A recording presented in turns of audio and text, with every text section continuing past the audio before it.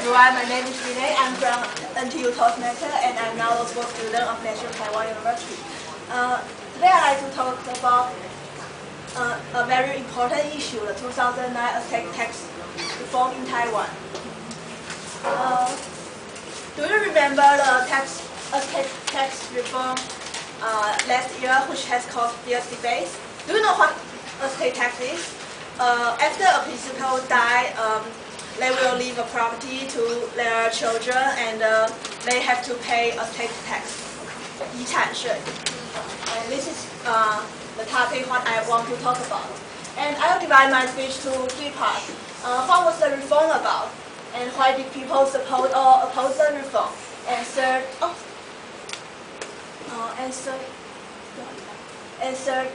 what is the fact of the reform? What was the reform about?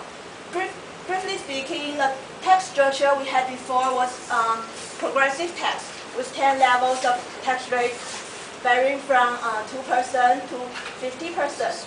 And the 2009 reform has changed the tax structure to single tax rate. That is equalizing all tax rates to 10%.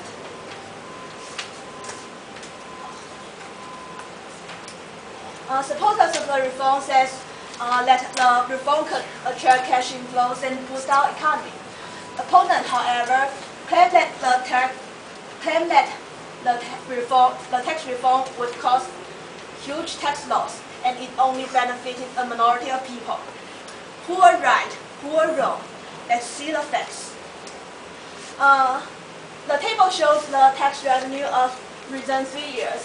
We can see that in 2009, the first year we adopt the new tax law. The tax revenue is 17.2 billion. Compared with previous year's tax revenue, 23.8 billion. The tax loss is 6.6 billion. And this is just the beginning. From this table of tax sources, we can see that most revenue in 2009 actually comes from previous year's cases. 16.3 billion come from previous year's cases. And so, if we have calculated the tax revenue again with the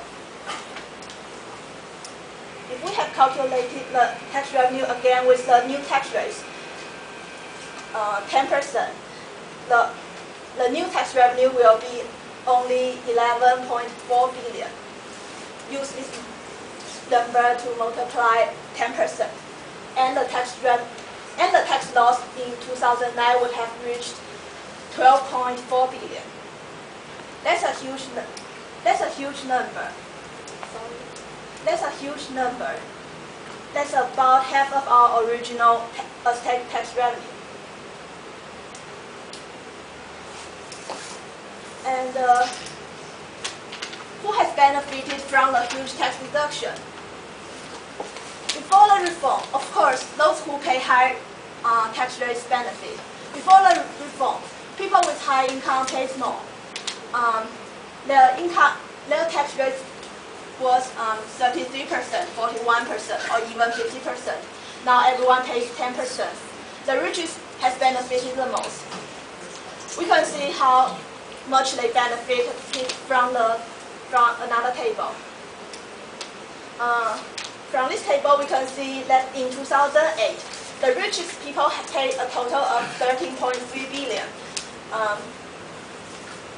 So each person paid an average amount of 90 million. Now, after the tax deduction, they only paid about 5 million. So they save 85 million per person from the tax reform. And who has suffered from the reform? The future generation. The government tried to cover the tax loss by raising debt. It means that future government has to earn more and spend less to cover the tax loss. And in other words, the future generation has to pay more tax, and enjoy less government service in order to liquidate the debt we raise today. So obviously, it's the future generation who suffer. So some young people are aware of this, so they protested against the reform. Okay, another question is, does the reform really attract cash inflows and boost our economy?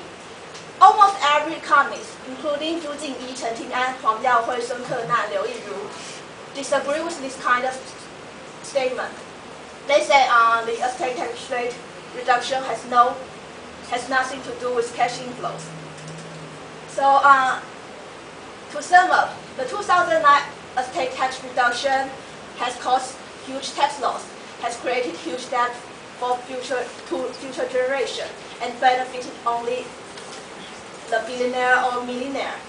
And it has no positive effect for our economy.